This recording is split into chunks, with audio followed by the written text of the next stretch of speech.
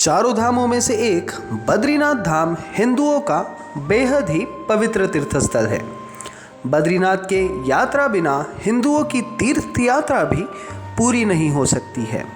आज हम भगवान विष्णु के इसी धाम के बारे में कुछ रोमांचक कहानी आपको सुनाएंगे।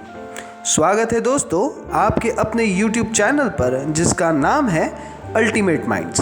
कहानी सुनने से पहले चैनल को लाइक, शेयर और सब्सक्राइब ज़रूर करें। दोस्तों, बद्रीनाथ धाम एक प्राचीन तीर्थस्थल है। कहते हैं कि यहाँ के मंदिर में भगवान विष्णु स्वयं निवास करते हैं। बद्रीनाथ धाम उत्तराखंड के चमोली ज़िले में स्थित है। बद्रीनाथ शहर को बद्रीनाथ नाम वहाँ की एक जंगली बेरी के कारण मिला हुआ है। बद्री के वहाँ कई सारे पेड़ हैं, इसी से इस जगह का नाम बद्रीनाथ पड़ा हुआ है। दोस्तों, बद्रीनाथ का मंदिर दो पहाड़ों के बीच में स्थित है। एक पहाड़ को नर नाम से जाना जाता है तो वही दूसरे पहाड़ को नारायण नाम दिया गया है।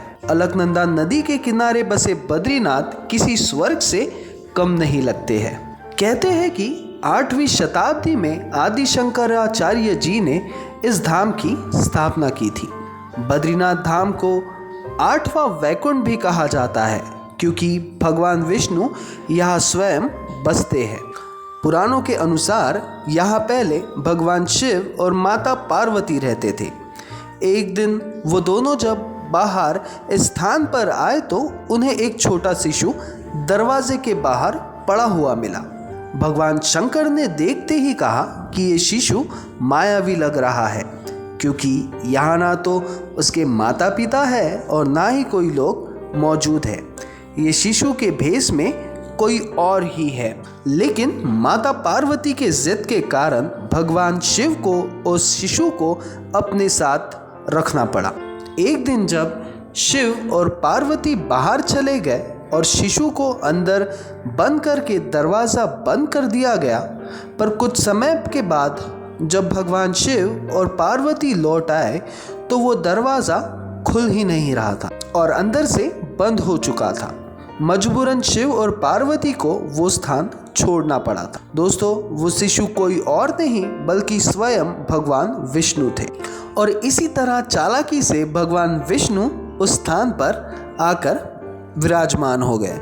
दोस्तों, बद्रीनाथ धाम सिर्फ साल में 6 महीने चालू रहता है। बाकी के 6 महीने उसके द्वार बंद हो जाते हैं।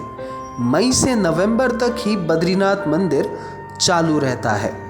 दोस्तों, कमाल की बात, बद्रीनाथ मंदिर के पास एक गर्म पानी का कुंड है जिसे तप्त कुंड भी कहा जाता है। उसका तापमान करीब 52 डिग्री सेल्सियस है और ये कोई चमत्कार से कम नहीं है कि इतनी ठंडी जगह पर यह तप्ता कुंड कहाँ से आया है। दोस्तों, इंदौर की रानी अहिल्याबाई होलकर ने बद्रीनाथ मंदिर के ऊपर सोने की छत और कलश की स्थापना की थी। कहते हैं कि महान ऋषि महर्षि व्यास का जन्म भी यही बद्रीनाथ में हुआ था। उसी कारण मुनि व्यास को बद्रीनाथ नाम से भी जाना जाता है।